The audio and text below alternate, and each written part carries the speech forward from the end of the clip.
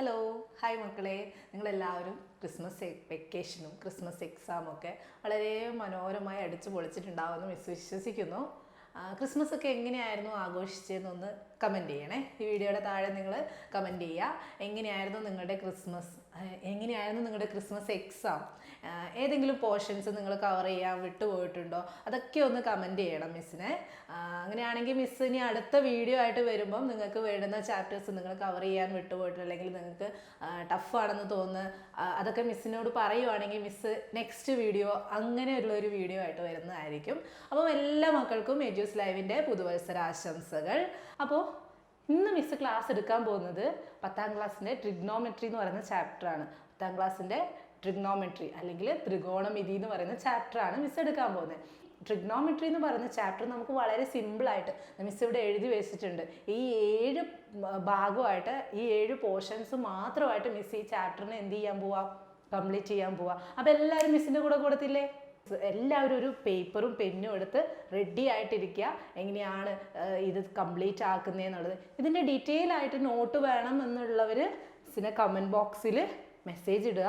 Comment ബോക്സിൽ എന്തായാലും comment ചെയ്യുക കേട്ടോ, നോട്ട് വേണം എന്നുള്ളവർ. അപ്പോൾ നമുക്ക് ക്ലാസ്സിലേക്ക് പോവാം. ഓക്കെ, അപ്പോൾ നമ്മൾ ആദ്യം ഈ ട്രിഗ്നോമെട്രി എന്ന് പറയുന്ന ചാപ്റ്ററിൽ ഫസ്റ്റ് തന്നെ നമ്മൾ പറയാൻ പോകുന്നത്, ട്രിഗ്നോമെട്രി എന്ന് പറയുമ്പോൾ അല്ലെങ്കിൽ ത്രികോണമിതി എന്ന് പറയുന്ന ചാപ്റ്ററിൽ നമുക്ക് ആദ്യം വേണ്ടത് എന്താണ്?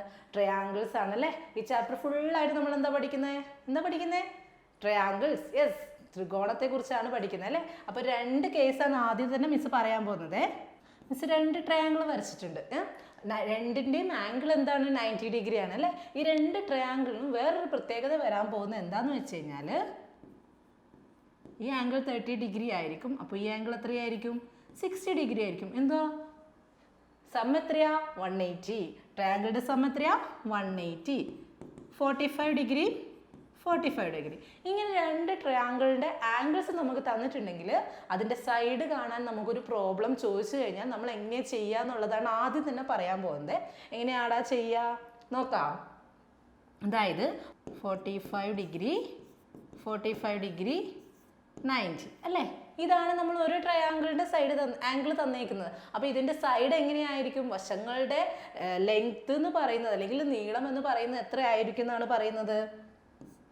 1:1/√2. ഇത് നമ്മൾ കോമൺ ആയിട്ട് നമ്മൾ പഠിക്കേണ്ട കാര്യമാണ്. ഇത് നമ്മൾ ആരും തരുന്നത്, നമുക്കത് നമ്മളായിട്ട് ഇതിനത് പഠിച്ച് വെക്കേണ്ട കാര്യങ്ങളാണ് കേട്ടോ. അടുത്തത് 30 ഡിഗ്രി, 60 ഡിഗ്രി, 90 ഡിഗ്രി. ഇങ്ങനെ തന്നു കഴിഞ്ഞാൽ ഇതിൻ്റെ സൈഡ് എങ്ങനെയായിരിക്കും? 1:√3:2. ഇതായിരിക്കും നമ്മുടെ 2 കേസ്. ഈ ഫസ്റ്റ് കേസ് മിസ് പറഞ്ഞേക്കുന്ന 1ഉം 2ഉം എഴുതിയേക്കുന്ന ഈ പോർഷൻ ഉണ്ടല്ലോ, ഇതാണിത്. എന്താണ് നമ്മളെ സൈഡ്? 45 ഡിഗ്രി, 90. അതായത് 45, 90 ആണെങ്കിൽ അതിൻ്റെ സൈഡുകൾ എത്രയായിരിക്കും എന്നാ പറഞ്ഞേ? 1:1/√2. അതുപോലെ തന്നെ 30, 60, 90 ആണെങ്കിൽ അതിൻ്റെ സൈഡുകൾ എത്രയായിരിക്കും എന്നാണ് പറയുന്നത്? 1:√3:2. അപ്പം ഇതിൻ്റെ ഒരു പ്രോബ്ലം വരികയാണെങ്കിൽ എങ്ങനെയാണ് നമ്മൾ ചെയ്യുക എന്ന് വെച്ച് കഴിഞ്ഞാൽ, 45 ഡിഗ്രി ഉള്ള ഒരു ആംഗിൾ തന്നിട്ടുണ്ട് ട്രയാങ്കിളിൻ്റെ. ആ ട്രയാങ്കിളിൻ്റെ സൈഡ് തന്നേക്കുന്നത് 3 സെൻറ്റിമീറ്റർ ആണ്.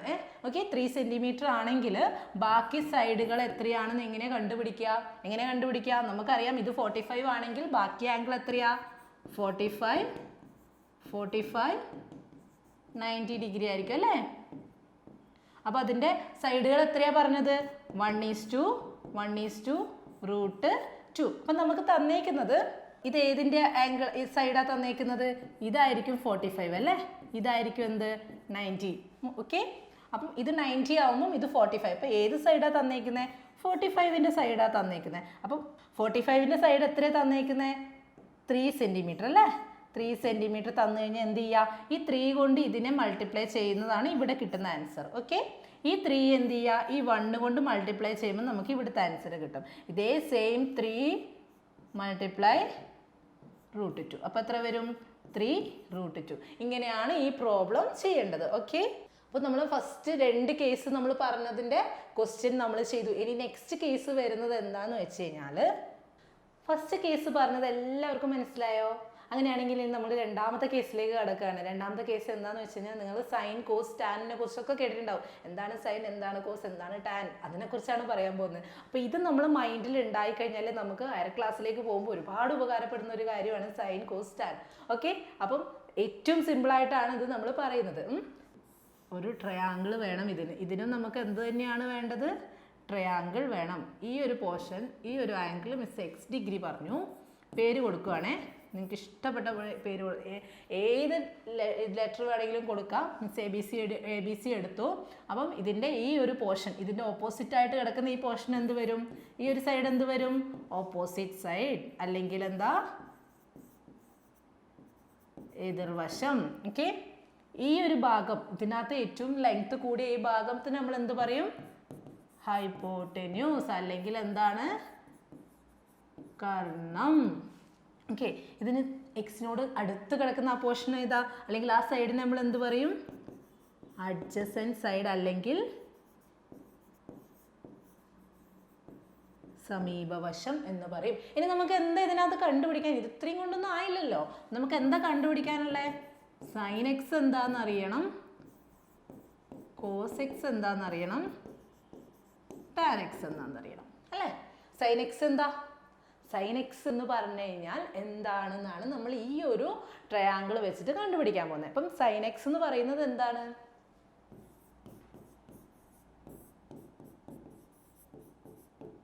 Opposite side by hypotenuse. അതായത് നമുക്ക് തന്ന ആംഗിൾ സൈൻ എക്സ് എന്ന് പറയുന്ന ഈ ആംഗിൾ, ഇത് സൈൻ എക്സ് ആക്കി എടുക്കുക. അപ്പം ഈ സൈൻ എക്സ് നമ്മൾ എങ്ങനെ കണ്ടുപിടിക്കുക എന്നാ പറഞ്ഞേ? Opposite side divided by hypotenuse, അല്ലെങ്കിൽ കർണം ഡിവൈഡഡ് ബൈ എതിർവശം. ഇതാണ് എന്ത്? സൈൻ എക്സ് എന്ന് പറയുന്നത്. അപ്പം കോസ് എക്സ് എന്തായിരിക്കും? അഡ്ജസൻറ്റ് സൈഡ് ബൈ ഹൈപ്പോട്ടന്യൂസ്, അതായത് സമീപവശം ബൈ കർണം. അതാണ് എന്ത്? Cos x. ഇനി ടാൻ എക്സ് അല്ലേ? സൈൻ എക്സ് ആയി, കോസ് എക്സ് ആയി, ടാൻ എക്സ്. ടാൻ എക്സ് എളുപ്പമാണ്. ഇനി ഇതെന്താ? നമുക്ക് ഓപ്പോസിറ്റ് സൈഡും ഹൈപ്പോട്ടന്യൂസും വന്നു, അഡ്ജസൻറ്റും ഹൈപ്പോട്ടന്യൂസും വന്നു. നമുക്ക് ഇനി എന്താ ഇല്ലാത്ത? ഏത് തമ്മിലാ റിലേഷൻ വരാത്തത്? Opposite side by hypotenuse, adjacent side by hypotenuse. അപ്പോൾ ടാൻ എക്സ് എങ്ങനെയായിരിക്കും?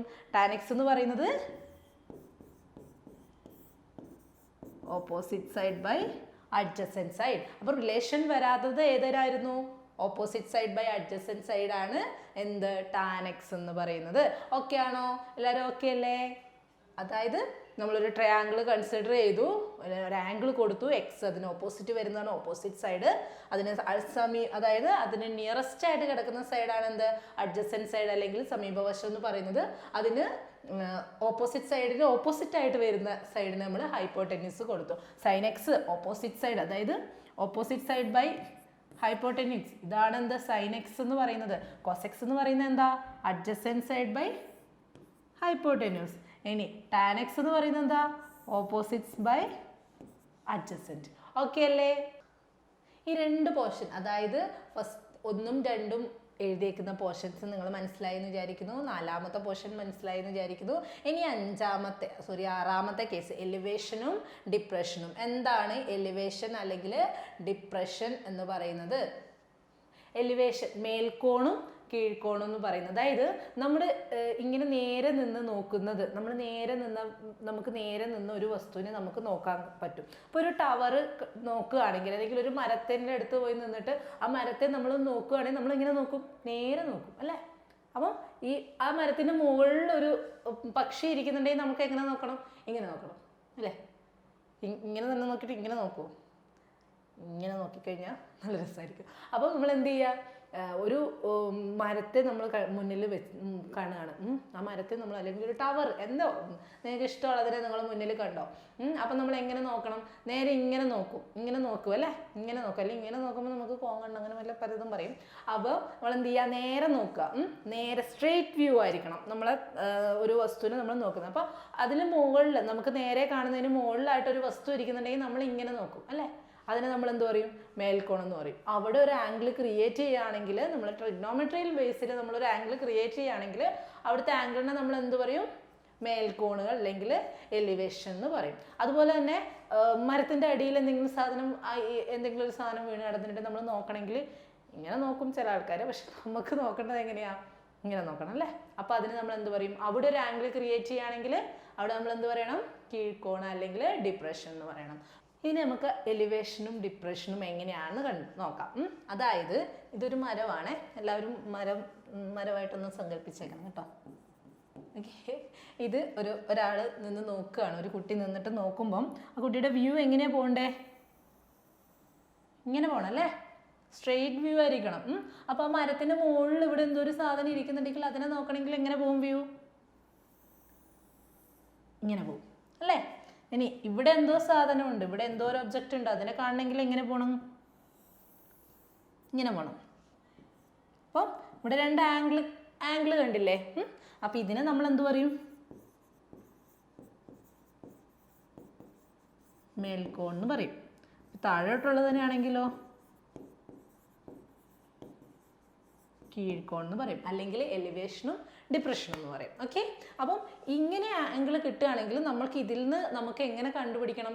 അതിലേക്ക് നമ്മൾ എന്ത് അപ്ലൈ ചെയ്യണം?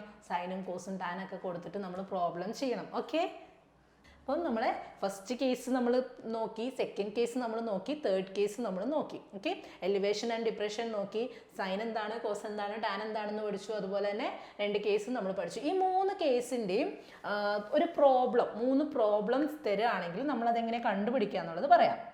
ഒരു പ്രോബ്ലം ചോദിച്ചിരിക്കുകയാണ്, ഫൈൻഡ് ബി സി എത്രയാണെന്നാണ് ചോദിച്ചിരിക്കുന്നത്. അപ്പം മിസ് ഇവിടെ ഒരു ട്രയാങ്കിൾ വരച്ചിട്ടുണ്ട്. അതിനകത്ത് ആംഗിൾ എന്ന് പറയുന്നത് BCA എന്ന് പറയുന്ന ആംഗിൾ എത്രയാണ്? 30 ഡിഗ്രി ആണെന്ന് തന്നിട്ടുണ്ട്.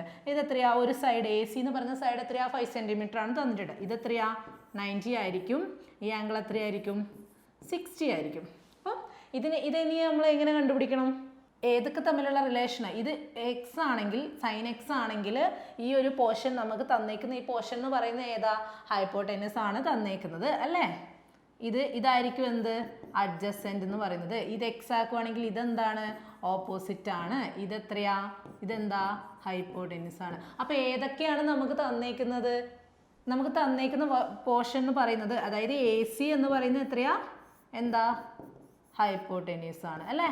അപ്പം നമുക്ക് കണ്ടുപിടിക്കാൻ ചോദിച്ചിരിക്കുന്നത് BC എന്താ ട്രയാങ്കിളിൻ്റെ? അഡ്ജസെന്റ്. ഓക്കെ, അഡ്ജസെന്റ് സൈഡാണ് BC തന്നിരിക്കുന്നത്. അപ്പം ഈ BC നമുക്ക് കണ്ടുപിടിക്കണം. BC ആണ് നമുക്ക് കണ്ടുപിടിക്കേണ്ടത്. അപ്പം AC നമുക്കറിയാം, BC നമുക്ക് തന്നിട്ടുണ്ട്. അപ്പം ഈ ACയും BCയും തമ്മിലുള്ള റിലേഷൻഷിപ്പ് ആണ് നമ്മളോട് ചോദിക്കുന്നത്. അപ്പം ACയും BCയും തമ്മിലുള്ള റിലേഷൻഷിപ്പ് എന്ന് പറയുന്നത് എന്താ? ഹൈപ്പോട്ടനസും അഡ്ജസെന്റും തമ്മിലുള്ള റിലേഷനാണ്. എന്താണ് ഹൈപ്പോട്ടനസും അഡ്ജസെന്റും തമ്മിലുള്ള റിലേഷൻ വരുന്നത്? ഏതാണ്? കോസ്. നമുക്ക് ഇതിനകത്ത് എന്താ കണ്ടുപിടിക്കുന്നത് നമുക്ക് മനസ്സിലായി. എന്താ കണ്ടുപിടിക്കാനുള്ളത്? കോസ് 30 ആണ് അല്ലേ. ഏതിൻ്റെ റിലേഷനാ? അഡ്ജസെന്റിന്റെ ഹൈപ്പോട്ടനസിന്റെ റിലേഷൻ വരുന്നത് ഏതാ?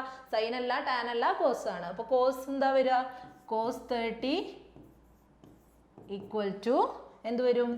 BC by AC. എത്രയാ? AC നമുക്കറിയാം എന്താണ്? 5 സെൻറ്റിമീറ്റർ അല്ലേ. അപ്പോൾ കോസ് 30 എന്താണെന്ന് നമുക്കറിയാം? 0.86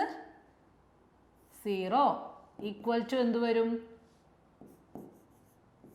BC ബൈ 5 വരും. BC ഈക്വൽ ടു എന്താ വരിക?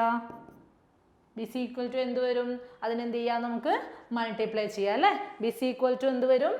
0.8660 ഇൻറ്റു 5 ചെയ്യാം അല്ലേ.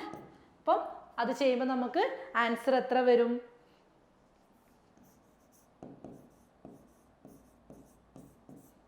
4.33 സംതിങ് വരും. അപ്പോൾ എന്ത് ചെയ്യുക? ഇതെങ്ങനെ ചെയ്യുന്നതെന്ന് മനസ്സിലായല്ലേ? എല്ലാവർക്കും മനസ്സിലായല്ലേ? അതായത് എന്ത് ചെയ്തു? നമ്മൾ ഇതിൻ്റെ റിലേഷൻ നമുക്ക് തന്നേക്കുന്നത് എന്താണെന്ന് കണ്ടുപിടിച്ചു. അതുപോലെ കണ്ടുപിടിക്കാനുള്ളത് എന്താണെന്ന് നമ്മൾ അറിഞ്ഞു. അപ്പോൾ അത് തമ്മിലുള്ള റിലേഷൻ ഏതാണ്? സൈനാണോ, കോസാണോ, ടാൻ ആണോ നോക്കിയിട്ട് അത് ഇതിൽ നിന്ന് സെലക്ട് ചെയ്യുക. എന്നിട്ട് വാല്യൂസ് സബ്സ്റ്റിറ്റ്യൂട്ട് ചെയ്യുക. വാല്യൂസ് കൊടുക്കും, മൾട്ടിപ്ലൈ ചെയ്യുക, അല്ലെങ്കിൽ ഡിവിഷൻ ചെയ്യുക. എന്ത് ചെയ്യുക? ആൻസർ കണ്ടുപിടിക്കുക. സിമ്പിളാണ്. സിമ്പിൾ അല്ലേ? ഇതേപോലെയാണ് നമ്മൾ ആംഗിൾ ഓഫ് എലിവേഷനും ആംഗിൾ ഓഫ് ഡിപ്രഷനും തരുന്നത്. അതായത് നമ്മളോട് പറഞ്ഞേക്കുന്നത് മുകളിലുള്ള ഒരു വസ്തുവിനെ കാണാൻ ഇത്ര ആംഗിൾ വേണം, താഴെയുള്ള വസ്തുവിനെ കാണാൻ ഇത്ര ഡിസ്റ്റൻസ് ഉണ്ട് എന്നൊക്കെ പറഞ്ഞു കഴിഞ്ഞാൽ എന്ത് ചെയ്യുക?